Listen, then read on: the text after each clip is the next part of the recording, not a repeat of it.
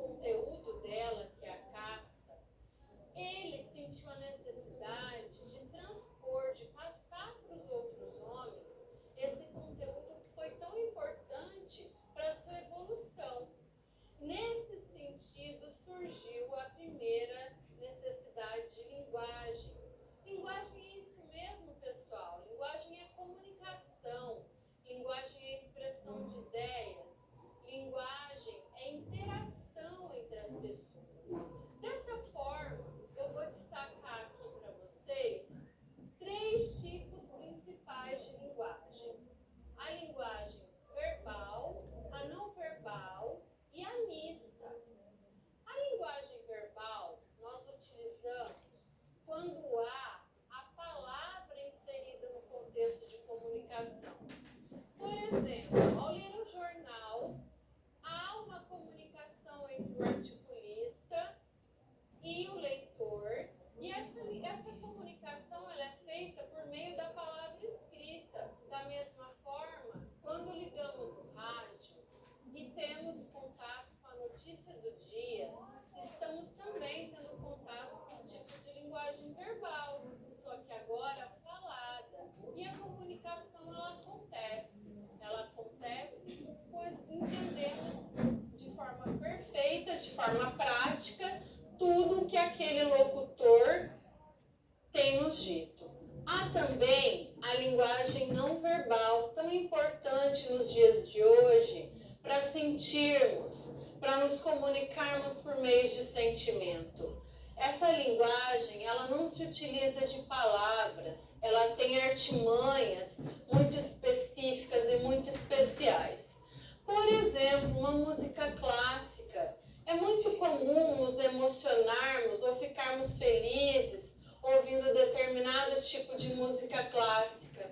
Isso acontece, pessoal, porque a linguagem musical, ela é extremamente subjetiva, ela nos toca de maneiras totalmente diferentes da linguagem verbal. Ela chega mais perto do nosso sentimento, da nossa subjetividade, e cada um sente de uma forma diferente. Vamos nos apropriar agora dos outros contextos da arte, uma escultura, uma pintura. Esse tipo de comunicação existente na arte, ela é totalmente subjetiva. Ela nos provoca sentimentos diferentes de ser humano para ser humano, ok? Da mesma forma, temos a linguagem mista.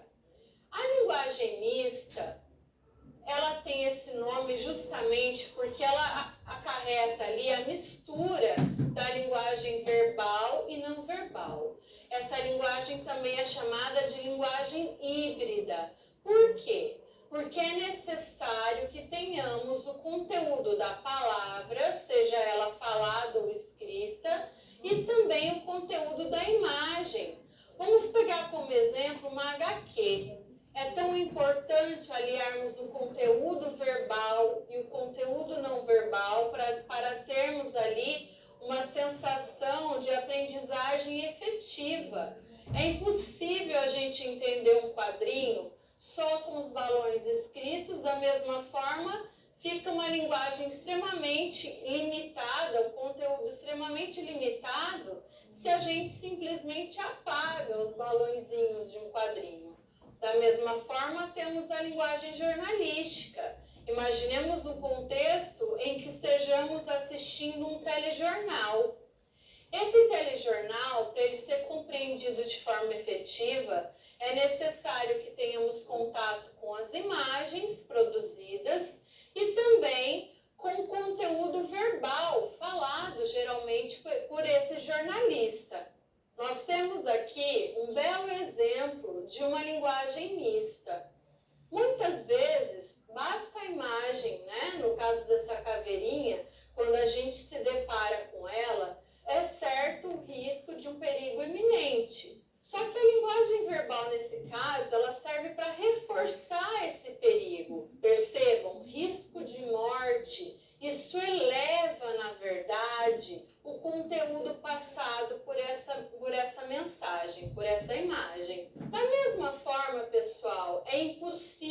gente desconsiderar o contexto de comunicação na era digital em que estamos imersos.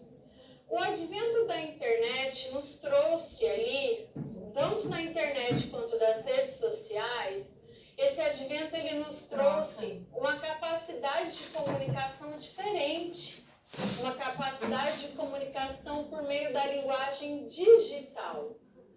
Essa linguagem digital, muitas vezes, ela comunica muito mais, ela estabelece uma relação diferenciada entre quem emite a mensagem e quem a recebe.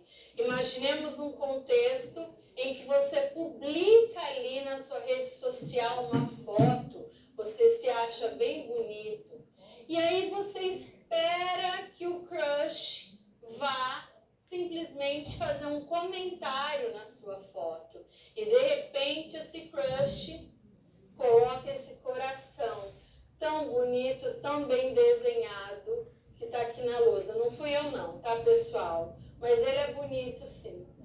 Bom, essa imagem, ela acaba por transmitir um conteúdo muito mais carinhoso, muito mais efetivo. Ela comunica muito mais, por exemplo, do que se o crush tivesse apenas escrito uma frase bonitinha para você, não é verdade? Hoje nós temos um tipo de linguagem muito mais aprimorada, né? É a linguagem feita por meio de códigos. Esses códigos são espécies de convenções, de leis combinatórias, que todo mundo de uma comunidade linguística acaba utilizando. A língua portuguesa é o código utilizado por todos os falantes lusófonos, ou seja, todas as pessoas nascidas em países cuja língua portuguesa é a língua oficial, ok? Países como Portugal, São Tomé e Príncipe, Macau na China, Angola, Moçambique, todos eles falam português. Ah, professora, mas é um português diferente do português falado no Brasil. Em partes, pessoal. A língua, ela carrega consigo construções sociais, históricas, culturais de um povo. Nós não podemos desconsiderar todo o processo de colonização do Brasil. A língua portuguesa trazida pelos portugueses no descobrimento, ela se mesclou, se misturou com várias línguas indígenas, com a língua dos negros que foram escravizados e trazidos de forma tão brutal para o nosso país, ok? Então, houve essa mescla, e o que é muito natural, essa mescla, ela é fruto ali de um contexto histórico, cultural e social, o qual nós estamos imersos, inclusive, até os dias atuais, ok? Da mesma forma, eu não sei se vocês sabem, mas nós temos um segundo idioma oficial aqui no Brasil, que é a linguagem brasileira de sinais, Libras, mais conhecido como Libras. Pessoal, desde 2002, Libras foi entendida pelos falantes de língua portuguesa enquanto também uma língua oficial. E ela transmite de forma muito delicada e representativa de uma minoria que precisa do nosso aparato social, que precisa do nosso olhar social. Podemos perceber por meio dessa simbologia que eu trago aqui na lousa para vocês. Um simples gesto, uma simples atitude tem um significado muito importante dentro da linguagem brasileira de sinais. Isso aqui significa eu te amo. Da mesma forma, é muito comum os alunos se pronunciarem quando dizem que não vão à escola aprender língua portuguesa. Isso é óbvio, né? Vocês são falantes natos e por isso vocês já dominam todo esse conteúdo de comunicação. Nós vamos à escola aprender os conteúdos da gramática normativa, cheia de regras, da variedade dita como padrão, que tantos exames que a redação escolar exige. É para isso que serve a gramática, porque o contexto de comunicação ele ele já é dominado por todos nós, falantes imersos numa comunidade linguística de falantes de língua portuguesa. Então, pessoal, o conteúdo da aula de hoje foi linguagem, língua, gramática. Vimos questões pertinentes à área da comunicação, a código, língua portuguesa, libras, que foram tão importantes para o nosso engrandecimento linguístico aí, com relação